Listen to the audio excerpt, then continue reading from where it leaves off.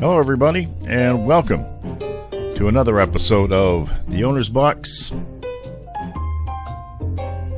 After Dark.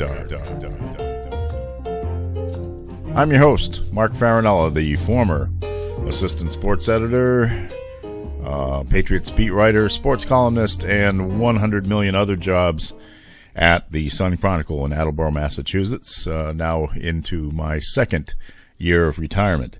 And my beginning, I guess, my second year of podcasting. We reached our anniversary on October 31st of the start of the audio version of the Owner's Box, which is still growing strong, 28 episodes in. We're calling the last two the first two episodes of the new season. So we figure we'll call 26 episodes a season, one every other week, even though I often did them all over the map, I guess.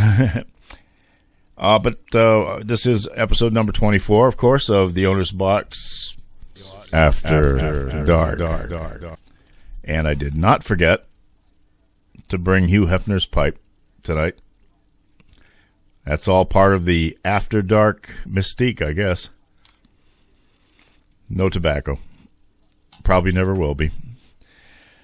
So, it is Friday, November 6th, 2020, and we are recording this, as always, within the palatial confines of Fulton Pond Studios in Mansfield, Massachusetts, where our temperature today reached a high of, I think, 71 degrees. That was my last noted temperature on the little indoor-outdoor thermometer that I have in here.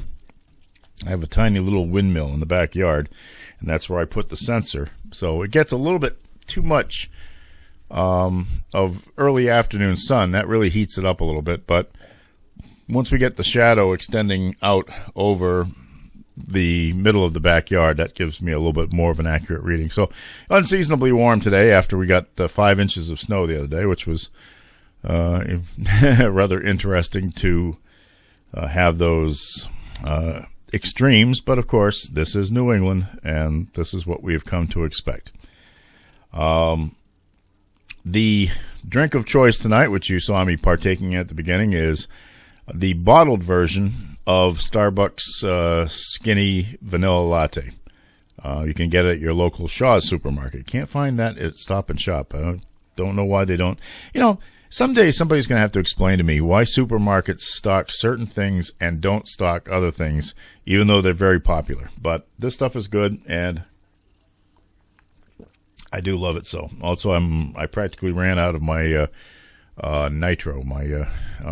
nitro brew Starbucks in cans. So, and how about this? Okay, today was the first day that the eggnog lattes and the other holiday-themed drinks were available at Starbucks. So I got out of the house today around 3 o'clock after being glued to the television for the last 3 or 4 days, which we will talk about shortly. And I pulled up to the drive-through window and asked for an eggnog latte, and guess what? They'd already run out of eggnog for the day. That is so 2020, I said. So 2020. I'll get one tomorrow. The other item, our mood candle tonight, is the Evergreen.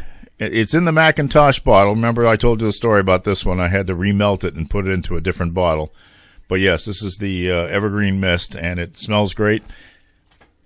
Kind of getting me into that holiday theme. And you may also notice a slight difference tonight in the position of the microphone. I've been hanging it up here, but the brim of caps was banging into it all the time, and it was not a comfortable position, actually. So I try it back this way again and see how that works. Although something is stuck here on this. I can't adjust it the way I'd like to. One of these little knobs is stuck. I'll have to fix that at some point. But anyway, let's get into the major topic at hand. And I don't know if you can hear it in the background, but I have the television going in the background because former Vice President Joe Biden is supposed to speak tonight It is, as I record this, about 9:13 p.m. And the I guess I'm exhausted. You can probably tell. The bags under my eyes have bags. And it's because of the election. It's not settled yet. The election was on Tuesday, and we are now on Friday. And according to most of the projections, Joe Biden is, I believe, 17 electoral votes away from 270. He is leading in 4 of the last 5 states that have not been accounted for yet. But they are being very cautious. And actually, the Associated Press and Fox News, of all people, have already called the Arizona race in Biden's favor, although President Trump continues to kind of sneak up in the vote totals, much in the same manner as Joe Biden overtook the president in Wisconsin and Michigan and Georgia and Pennsylvania. And 2 of those states, of course, have been called. And we're still waiting on the 2 big plums. And all that Biden needs as we speak right now is either to get both Arizona and Nevada. That will bring him over the top. Or he could get Pennsylvania, and that would be enough to get him over the top. Or then you get Georgia and one of the others anywhere among the pile, and that would get him over the top as well. So, one way or the other, we're going to have, hopefully, a happy outcome to this most excruciating past 4 years. But I got to tell you, if you listen to my previous audio podcast and video podcast, you know, and if you've been paying attention to this at all yourself, you know how exhausting it's been. I have followed practically every presidential election since Kennedy-Nixon in 1960. I know I was only 6 years old at the time, but I remember watching the debates. I remember the election night. You know what used to really just absolutely fascinate me was, you may recall that if you're as old as I am, or at least close to it, in the studios that they would set up for the election coverage, they would have these big, huge walls with all these flapping numbers on them, and that would show you the popular vote update. And of course, they'd talk about the Electoral College, but not quite as much in those days because there weren't any real close Electoral College elections. But I always used to think, as a little kid, I thought those were great because I thought that those flapping numbers were somehow connected to every single voting booth in the entire country, that there was a wire leading directly to NBC or CBS or ABC. And of course, that wasn't the case, but it was still fascinating to watch, and I enjoyed watching it. In fact, you know, when they first came out with those digital clocks with the little numbers that flipped over, that's what that reminded me of, was all the election coverage I watched in the day. But yeah, I watch it. I like to think that I'm somewhat of a participant in our American system of government, and certainly with the disappointment of several recent elections, whether it was Al Gore losing to George W. Bush in the 2000 election, although Gore won the popular vote and it was settled in the Supreme Court, or Hillary Clinton outpolling Donald Trump last year by 3 million votes and still losing. And as you look at this year, Joe Biden was building up a significant lead in the popular vote, but until the last 48 hours or so, it was looking as if Trump would sneak one away. But this election has been different than any other. But I started watching this election around noontime on Tuesday. And I gotta admit, the television hasn't been off since. I've even stayed up through much of the night. I've caught some sleep here and there. When I would turn in, I would wake up maybe another 2 hours later to get a quick update from the bedroom TV.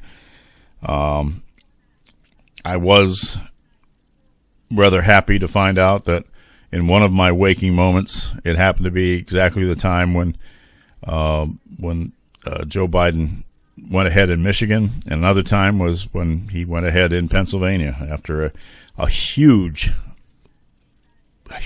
comeback effort from being almost 600,000 votes down, I think. Well, it's worn me down. I think it's worn down a lot of people. These last 4 years have worn down a lot of people, and I think we just want it to be over. But not a lot will be over, even when the result is finally in, and that's the sad part of what we've become as a nation under Donald Trump. At least we've taken a step. If indeed the former vice president is victorious, and if indeed Kamala Harris becomes the first woman of color and first woman to be vice president of the United States, then I think we're taking some steps. They're taking some steps to heal the wounds that have existed for a long time. You know, these things just didn't pop up over in the last 4 years. But at least, and it's not going to take another 4 years, and they'll be miraculously healed either. But I think that at least we have taken a step to try to heal America, and that is something that is important on a global scale. I wrote out notes. I'm tired, as you can probably tell. It's going to be a shame, because I really think that as much as this could all be over tonight at some point, I think that it's going to lag on for days and days and days on more. I mean, first of all, now they're talking about having military ballots to count in most of these states that they haven't been able to count yet. And one of the most important things, and it happened in states like Arizona, Nevada, Pennsylvania, Georgia, Michigan, and several others, was that their state legislatures did not allow the electoral commissions to open mail-in ballots and to start sorting them. Not necessarily counting them, but at least sorting them, getting them ready for the counting process. No, they had to be opened after the polls closed, and in a lot of states, not all. But you want to talk about something that was going to drag out the process. Now, Trump has been pounding it into the heads of those who follow him, if he can get through some of those thick as brick heads, that voting by mail was bad. So it'll be fraud. Everything would be voter fraud. And so as a result, there was a huge turnout on Election Day, and much of it was Trump voters. More than we ever suspected there could be, to be honest. But at the same time, mail-in balloting was encouraged this year by states all over the country because of the coronavirus crisis. And the current resurgence of the virus really drove that fact home. So millions upon millions, maybe as many as 100 million or more votes were cast in advance, including mine, as a means of not having to go to the polls, not having to be surrounded by people that would maybe give you the coronavirus, or maybe just irritate the hell out of you because they're waving their MAGA hats and their flags in your face, which they've done anyway. So if that's something that could be straightened out down the road, I know that part of the American system of government is to allow the states to make a lot of laws determining their own conduct. And one of the states' rights is to how they conduct their elections. Unfortunately, it also causes things to get a little bit jammed up. But that's why we're still here on Friday night, awaiting the results from the most important states. And I think you have to include maybe Alaska in that pile, because Alaska has not yet reported its final. But, of course, Alaska is way the hell over there, so that's understandable. But we're waiting Arizona, Nevada, Pennsylvania, Georgia, North Carolina. North Carolina's pretty well set. I'm surprised they haven't called that yet. And that's part of the mix-up of all this, too, is that some news organizations have called Arizona for Joe Biden, even though there was a large margin earlier. But, again, it's the late balloting, and in this case, some of it coming in particularly red areas, heavily Republican areas, that is making that a little tense. But right now, there's still, as I speak to you now, there's still a 30,000 vote difference between Biden and Trump in a state that is not as populous as, say, Pennsylvania is, or North Carolina. So we shall see what the result will be at some point, I hope. Throughout all this, we're hearing all sorts of cries about voter fraud, and most of them coming from the White House. Last night, Trump appeared on television, and most of the networks dropped out. CNN did not, because, I'll just say it. I think so many news organizations have gotten tired of his bullshit, but I think CNN in this instance, and again, granted, they are a little left-leaning, and they don't mind it when Trump makes a fool of himself. But there's also a notion that you still have to record and report what this guy says because he is the president of the United States. Now, they did not do a lot of his campaign rallies as Fox News did. Fox News couldn't get enough of those rallies in the last few weeks. But on this particular night, CNN presented it all, and Trump went up on the stage and just basically embarrassed himself in front of the world. And he has nothing, he does not have a leg to stand on. Even if one or two dead people have voted in this thing, let's face it, if not for the people in the Cook County cemeteries in Chicago back in 1960, Richard Nixon would have been president then and not JFK. At least that's what a lot of people say. I was a little young, I'm not sure actually, but that's the rumor, as they say. But in most of this case, Trump is railing against the votes that are being counted right now because they're not in his favor. Yet in Arizona, he's perfectly fine with the votes that are coming in that are late and being counted late, even though they were cast probably at the same time as the ones in Pennsylvania and the ones in Georgia. These ballots apparently have all met the rules and regulations that were established by the state election commissions. And in most cases, as long as your ballot was postmarked by Election Day, it should be counted. Now, I could go through all of the permutations of why some ballots don't count and some ballots are being held aside and all that. I'll let John King and Wolf Blitzer explain that to you because they're much better at it than I am. So tune in to CNN for that. But it does not appear, and it's just ludicrous to hear that senile old fart Rudy Giuliani and those cocaine-fueled idiot sons of Donald J. Trump, Eric and Don Jr., running around the country claiming fraud, voter fraud, voter fraud, voter fraud, and yet they're perfectly fine with ballots being counted in Arizona because they're maybe a little bit more favorable to them. In all these cases, all these people that are voting, that are counting these ballots, are doing so under the strictest of conditions. The Republican types, the MAGA types that are complaining that they're not allowing them to observe the vote counting, well, the system accounts for a Republican observer, a Democratic observer, and actually two independent observers in a lot of states to go along with the people who are actually counting the votes. So for them to be barking up that tree, they're just grasping at straws. They're doing anything they can to obfuscate and to delay because they can't handle the fact that they lost. They lost the goddamn election. So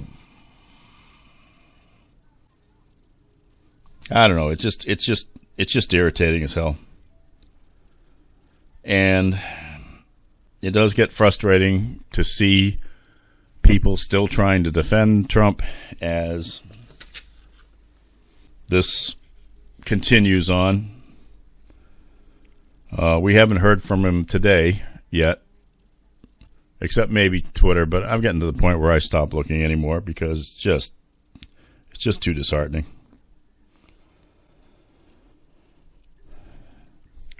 I wonder why some of the networks just haven't called it yet.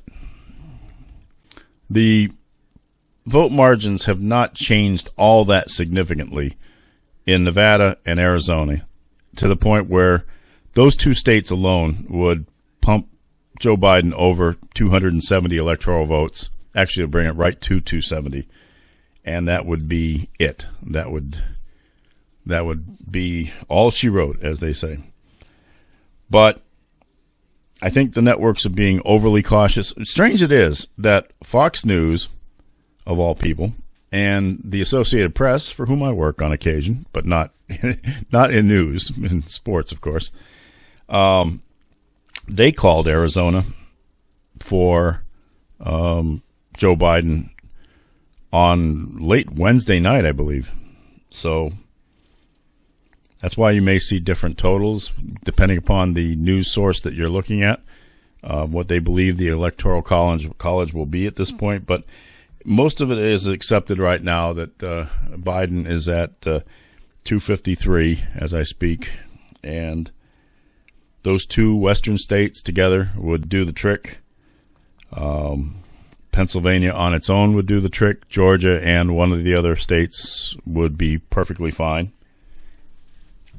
And he's actually on a path right now where he could get as much as 306 electoral votes, which, if I'm not mistaken, it may not be exactly the same as last year, but it was very close. 306 to 232 was pretty much, I think, the same margin that that Donald Trump defeated Hillary Clinton by.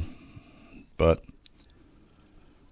I can understand the overcaution, though, because you may recall, in fact, you go back to the 2000 election when Florida went back and forth, and that was the situation that eventually caused the mess between Al Gore and George W. Bush.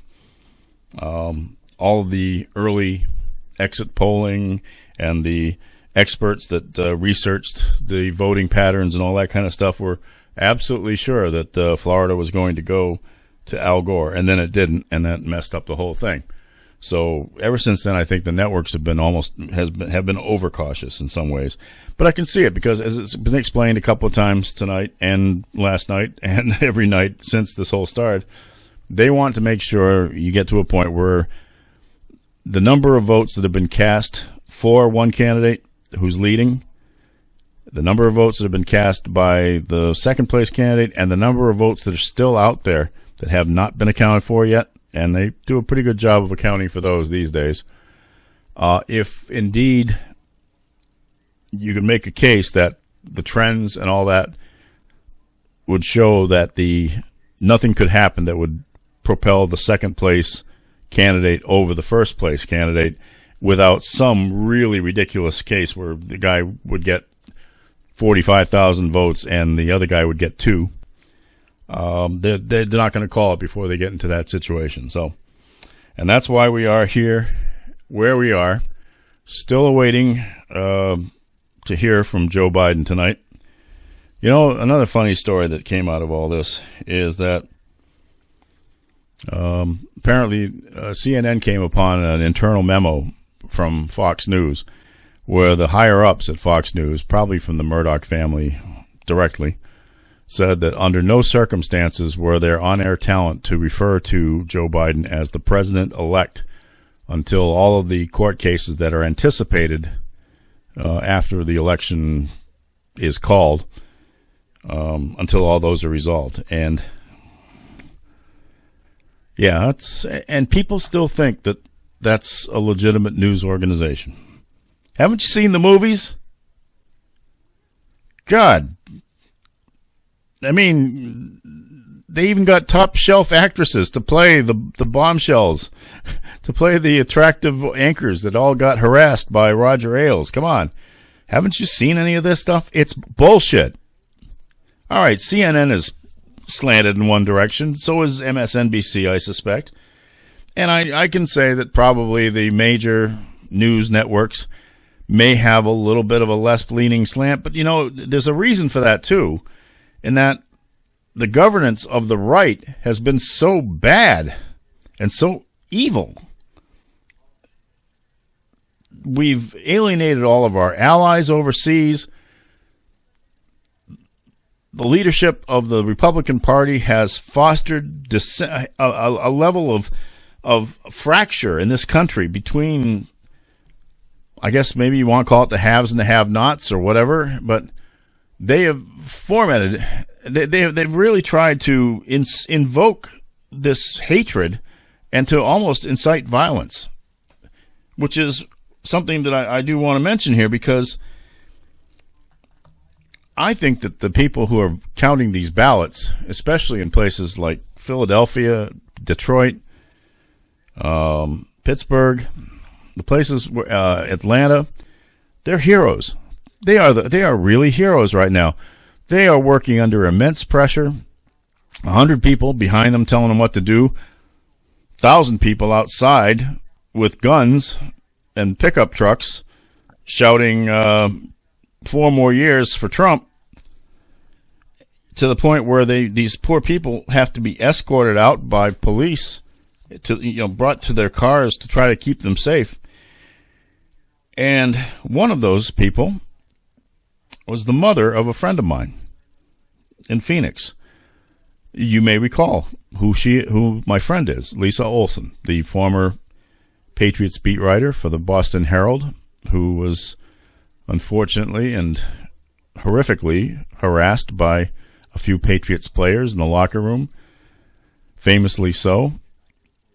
Then scorned by fans, scorned by the ownership, accused of being a liar, to the point of she had to move to New Zealand and then Australia to get away from it all. Fortunately, came back to this country, had a wonderful career, and is now I think she's in the Phoenix area. I think she's teaching at a school of journalism, I think at Arizona State, I believe. And a wonderful person. I like Lisa a lot. And her mother is one of the ballot counters in Phoenix. And she's a hero as far as I'm concerned.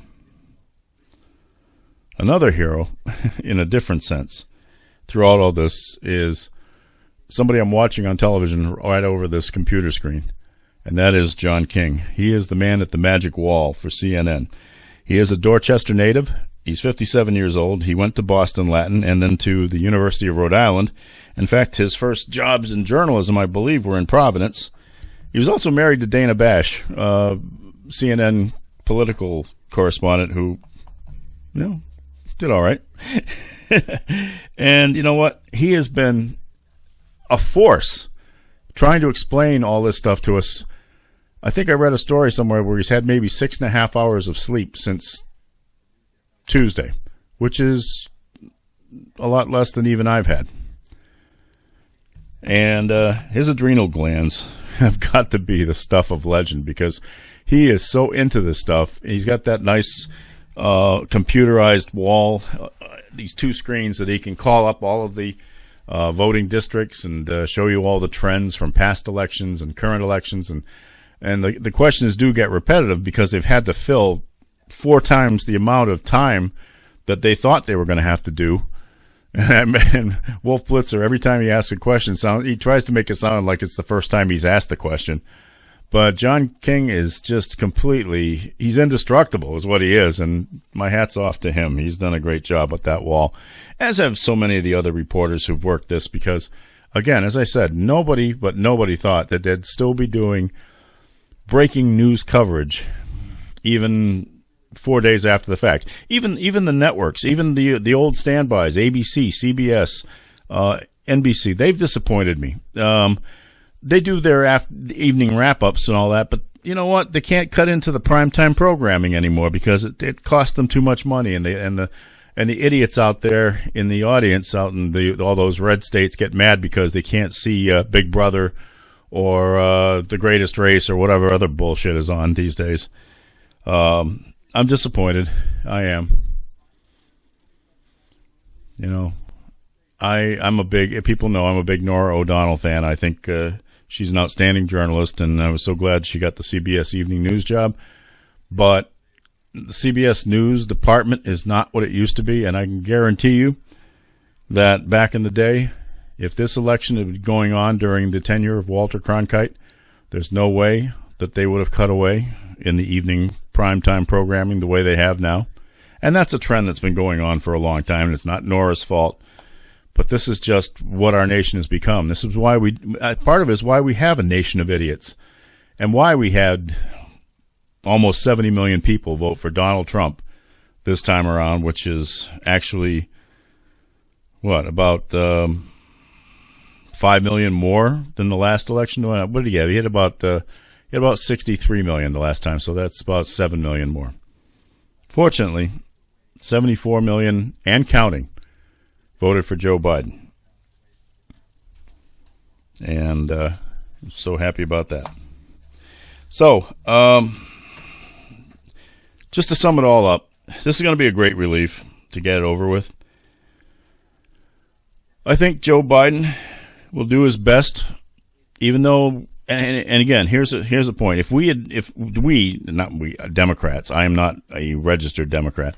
If Democrats had done such a good job of rigging this election, don't you think they would have also would have flipped the Senate and not lost any House seats? But no, the Republicans still control the damn Senate, and the Democrats actually lost some House seats.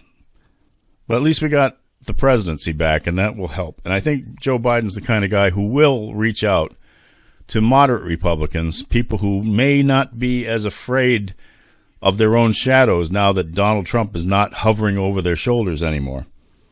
I think people who felt intimidated by Trump and his crime family will maybe be able to think on their own going forward, and I sure hope so.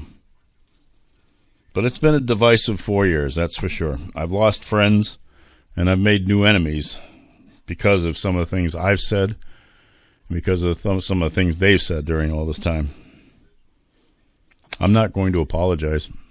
I hated Donald Trump, and as you saw in my last episode, I've hated him ever since the mid-'80s. And I had a feeling that if he became president, he was going to do the best he could to tear this country apart.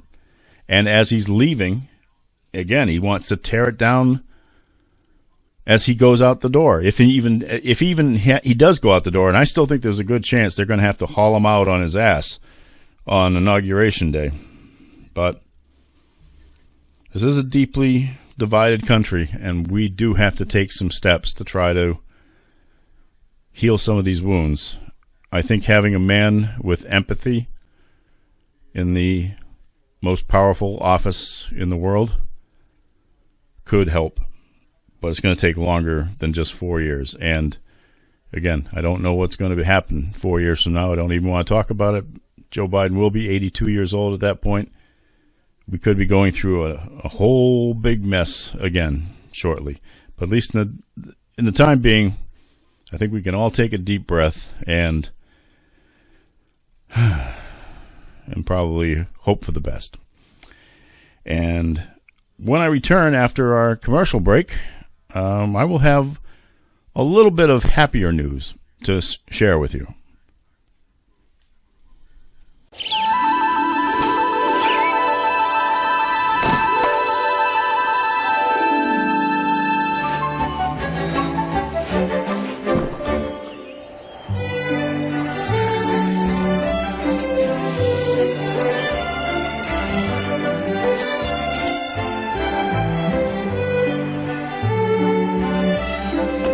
Hey, Jen, come here for a sec.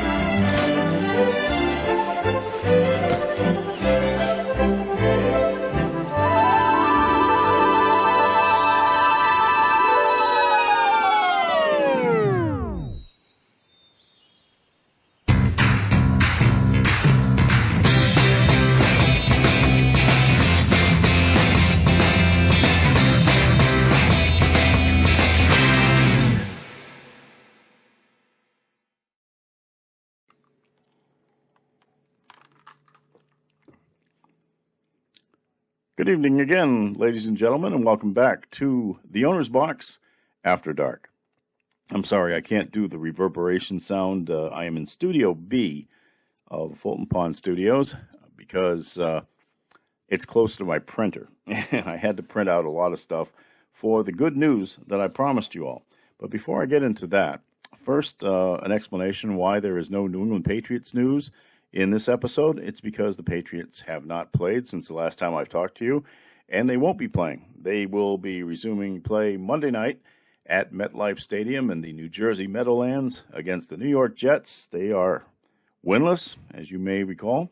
The Patriots are not doing very well themselves, and they have an injury list about a mile long. I'll tell you one thing, that if there's going to be a chance for these Jets to win a game against the Patriots, this might be it. But I still think the Patriots can win it.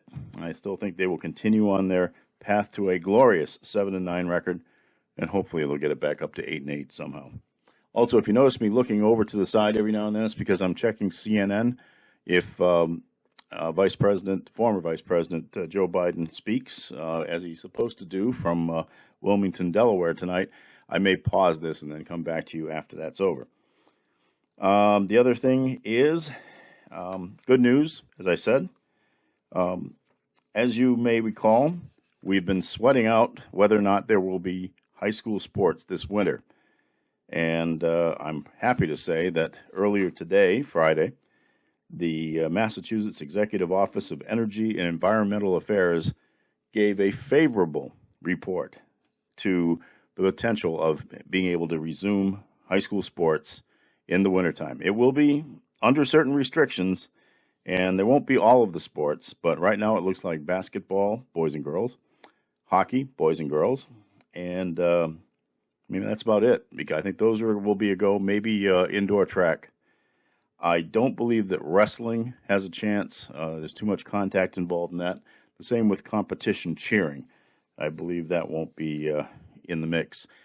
However, this report today also makes it very, very likely that indeed the proposed Fall 2 season that will be competed in March and April, that will include football, that appears to be a go.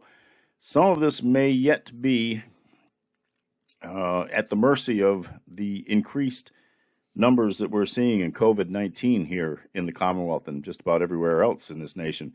I'm proud to say that I got tested last week, negative, again, 2 for 2. I think I mentioned that before. And yet I'm eager to get back behind the microphone, and hopefully I will be able to do that for these next few seasons coming up. But in the meantime, here's the deal. Today was the day that the EEA, which really has been taking the forefront of all of the coronavirus-related alterations in our lifestyles in the Commonwealth, today was the day that they issued their guidelines for the next few winter sports and I think the Fall 2 sports seasons. And as I think I'll give you a quick recap of what this is all about. When this all broke, and back in the fall when it was looking like, and actually in the summertime when it was looking as if there might not be any high school sports, the EEA and other state panels, the Department of Education, and Governor Charlie Baker's office all huddled up and said that they would try to establish guidelines that would bring sports back, because everybody remembers how really painful it was to lose high school sports during the spring season last year. But what part of it was, they established risk levels for all the sports. There was a lower risk, moderate risk, and higher risk established. And they lumped certain sports into them. Some sports they were able to increase the ability to keep players separated. Part of that certainly came home for me, because as I did some broadcasting this year for North TV of field hockey and soccer, I was actually doing play-by-play for radically altered sports. In field hockey, they took 4 players off the field for each team, 8 in total, to have put a 7-on-7 game out there as opposed to 11-on-11. Soccer, there's a little bit more running around that keeps 11 players and the other 11 spaced out a little bit more. but there were so many changes in the kind of contact situations that could arise that the sport, to a purist, would be totally unrecognizable in many ways. So, kids, I give the kids credit. I did field hockey games, I did boys and girls soccer games, and the kids did not complain. They just were glad to be out there. They were doing the best they could to enjoy what was coming and the opportunities they had. And it was a huge adjustment for the coaches, for the players, and for the officials who had to officiate entirely differently than they've been doing for all their lives. So I'm afraid we're going to have some of that in the winter season as well, too. But that's something I'll talk about in a couple of seconds. The winter sports that I thought were going to be at risk of not being able to play at all, of course, basketball and hockey, they are in that higher risk category. But the EEA kind of amended its outlook at those and did not prevent them from playing, as long as there could be some adjustments made, some of it in the rules, a lot of it in the facilities, that would enable the teams to get a little bit more of a handle on exposure to contact. Now that could be difficult in certain aspects of basketball. It will definitely be difficult in hockey, although I believe that one of the things I've already heard is that checking, like in the girls' game, there will be no checking in the boys' game this time around. So that will be something that might be a little hard to get used to, especially in the high intensity level of hockey that most of the teams around here play. The winter season is supposed to start, at least practice, until on November 30th, and it will extend through February 21st for regular season play. There will be no state tournaments this year, but I think what you will see locally will be something like the Hockomock League is doing in the fall. They're calling it the Hockomock Cup, and they are pitting the teams from the two different divisions against each other in a kind of a playoff situation. All of the teams will compete. The top four will compete in each division will compete for this Hockomock Cup, and the lower four teams, the last two places in the two divisions, will have kind of I hate to call it a loser's bracket, but let's face it, they're the lower teams, but they will at least be able to have a couple of extra games and play, and somebody will end up being crowned the best of that. So, soccer and field hockey are supposed to start that sometime around the 12th, I believe. And I'm not sure yet, but I think that North TV may be interested in covering a couple of the King Philip games somewhere along the way, but I will get back to you on that because, unfortunately, none of our King Philip teams finished in second. I am not sure about the field hockey team. I think they were tied, so we'll have to see how the pairings break down on that. It will be home games. And that's a decision by the folks in North Attleboro. I bow to their judgment, and so we'll see what that comes to. But I wouldn't be surprised if you see something like that at the end of the basketball and hockey seasons, just to give them a chance to have something that they've earned. Now, again, the question is how they have to get it done quickly because football is going to be cranking up very fast, and so for the basketball or hockey players that also play football, there's not going to be a lot of turnaround time for them to get themselves in football shape. Entirely different this year, completely reversed from going from basketball or hockey to football. Well, okay, so the deal is the high-risk sports were given a little bit of a break. They are the way the EEA puts it, they establish certain levels of competition that they can be in. And they have approved for basketball and hockey what they call the level 3 phase of all this. And what that means is they can involve themselves in competition, which is games, and against other teams, and preferably in their league. No out-of-state competition this year. You can't even go to Pawtucket, I guess, or anything like that. So some of the border towns that like to play across the border will have to stay on this side of that line of demarcation. So, but there will be some real moderations to the sports, And I think that the individual sport committees of the MIAA have been meeting to try to thrash out what some of those could be, because what they want to do, and it's very important, is that you can't really limit contact in certain sports without changing them.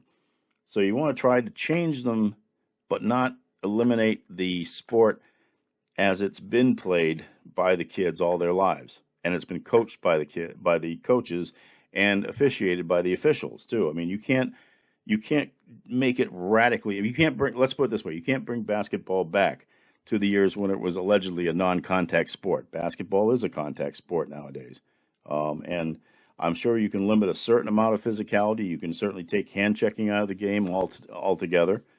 You may have to limit things in rebounding. There might be a situation that, say, if you're at the foul line, and this is nothing that I know has been discussed yet, but it's just one thing that popped in my head. But instead of having 8 kids on the foul line and the foul shooter, you may only be able to have 1 kid from each team on either side of that, and everybody else has to be away from the basket. So there'll be one kid would be making a lot of rebounds, and the other kid or two, and a lot of kids that would get rebounds normally wouldn't be getting them. There have to be some safety standards too. They're going to have to make sure that the sidelines are set up to socially distance a little bit more. I think nowadays a lot of the schools have a better opportunity to do that. I know in Mansfield they took out a row of seats behind at where the scoring bench is and where the team benches used to be, so that they have a row of folding seats there now instead of being sitting on the stands as they used to in my day. So I'm sure they can try to make sure that kids are a little bit more spaced out that way. It appears to me that one of the most important restrictions is going to be how many people they allow in the gym.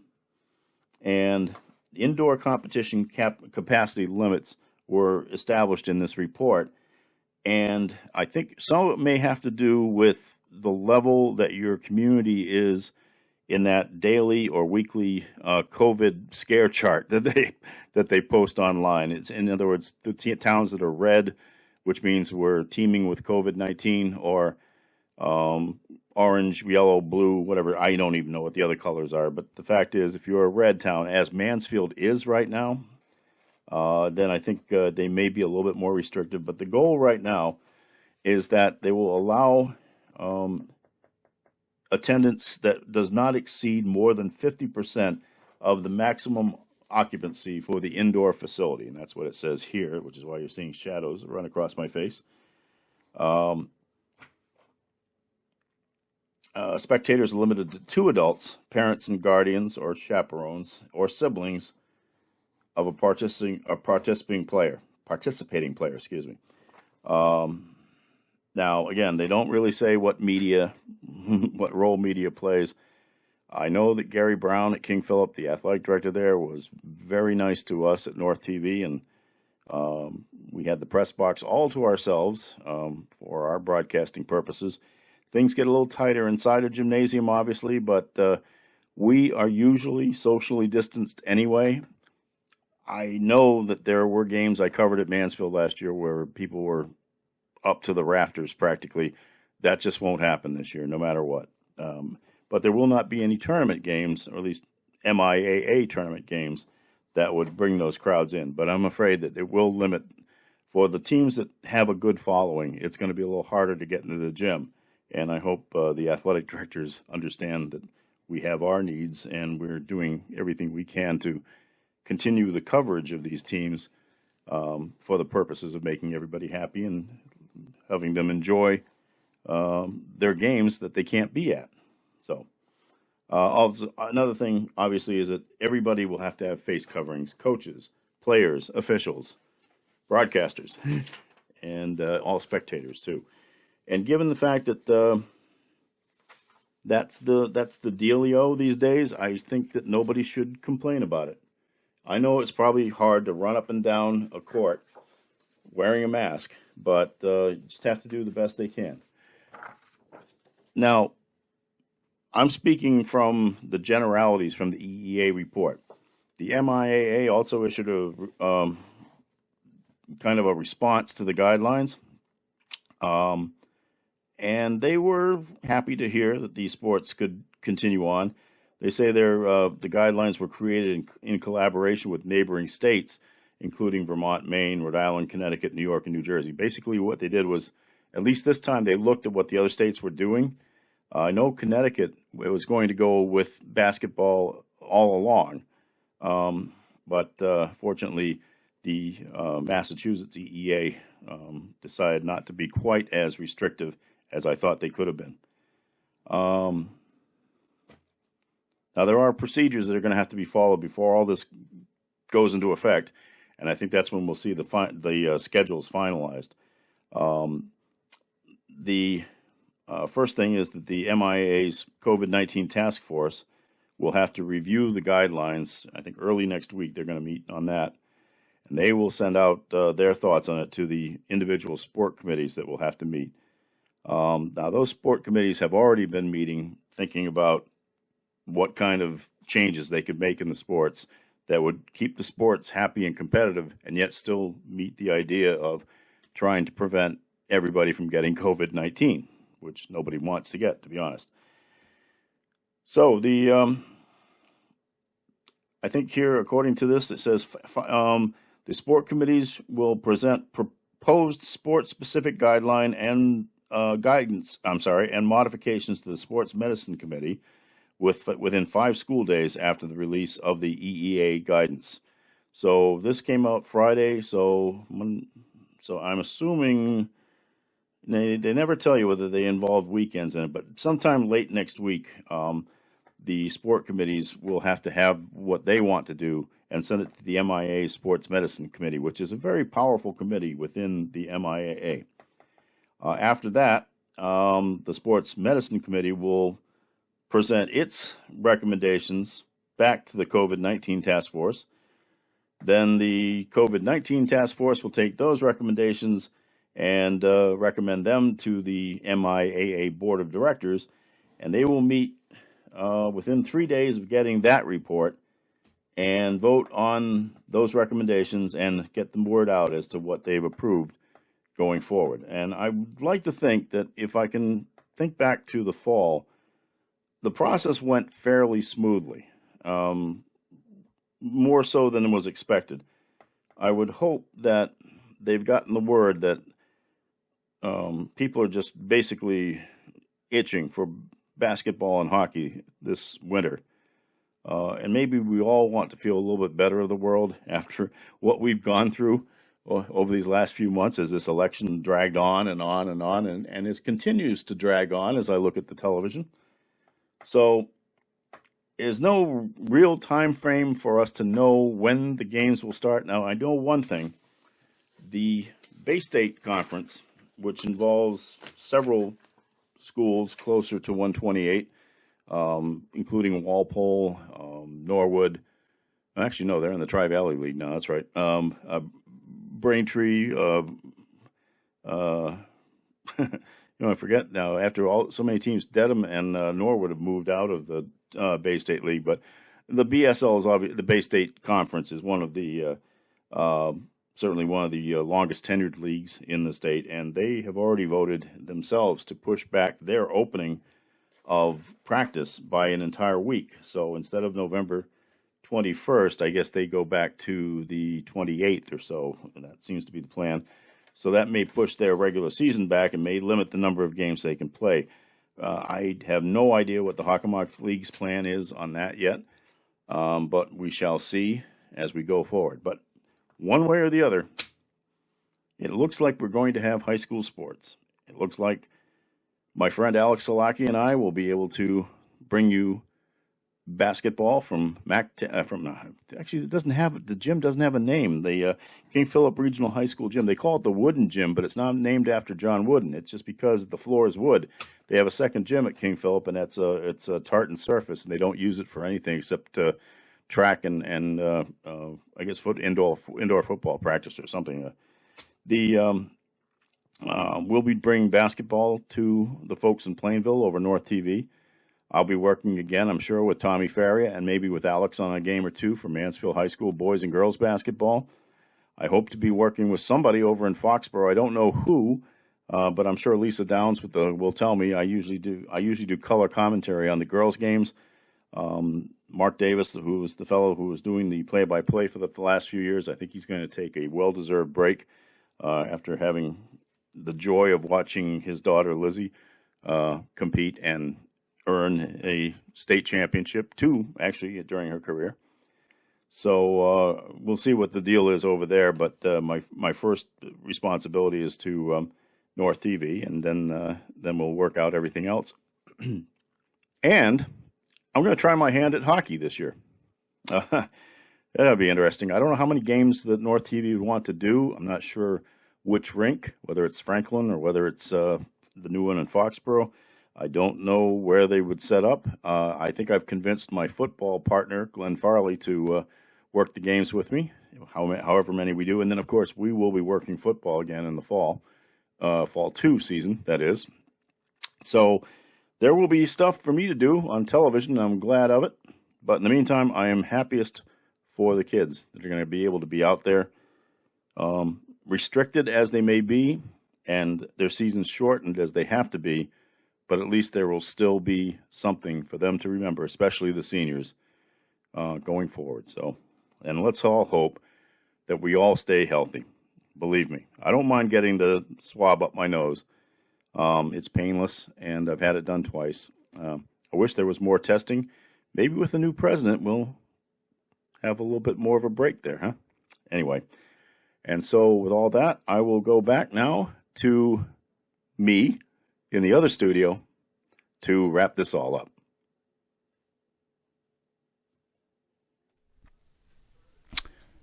Well, thank you very much, me. Hope you enjoyed your stay in Studio B. We haven't been in there for a while, have we? Well, welcome back to the Owner's Box After Dark. I know you missed this. Yep. It's nice to have the mixing board here, I gotta admit.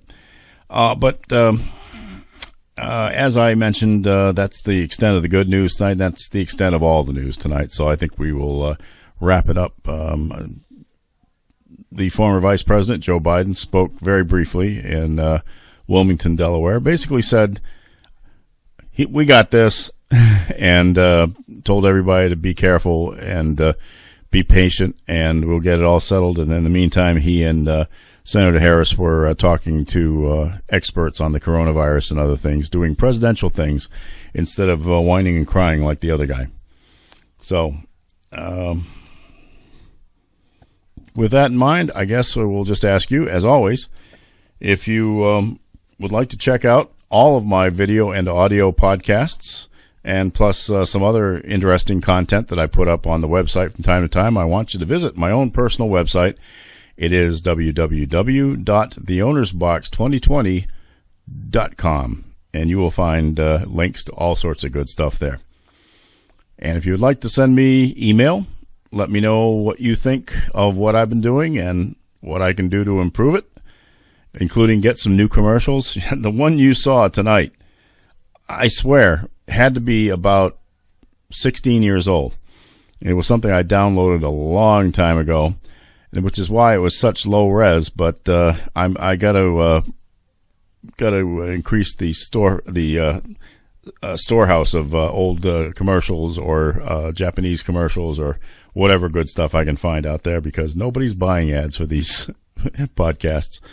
But if you want to send me email, of course, as always, it's theownersbox2020@gmail.com. And snail mail is an opportunity. I haven't had time to get to the mailbox this week because of all the exciting stuff I've been watching on television repetitively, to the point of excess. And as I said, these bags under my eyes now say Stop and Shop on them because of how long I've been staying up to watch it. But the address is the Owner's Box, Post Office Box 272, Mansfield, Massachusetts, 02048. Please send me something. And that should wrap it up. I hope to have some guests in. I know I keep saying that, but now that we've got the recommendations from the EEA about high school sports, and the wheels are turning in that direction. So I'm sure that within a week or so, I'll be able to convince some of my friends to take an hour out, and we'll be able to put something else up on both the Owner's Box After Dark and the original Gangsta, the Owner's Box. And until then, until I see you all again, please stay healthy. Use your hand sanitizer. I found a lot of these bottles around, so I bought a few. I got some in my cars now. Everything will be clean as best I can, because I really want to, as much of a negative individual as I am, I want to keep negative in one department, and that's negative for COVID-19. And I want you all to be that way too. So please, stay healthy. Be happier now. I think we can afford to be happier now. And wear your masks. The guy who said that it was an affront to your freedoms as an American, he's not going to be our president after January 20th. Hopefully they'll drag him out of the White House with extreme prejudice, as they say. Wear your mask. It's for you. It's for everybody around you. Please do it. So, until next I see you, please have a very happy weekend, and good night, everybody.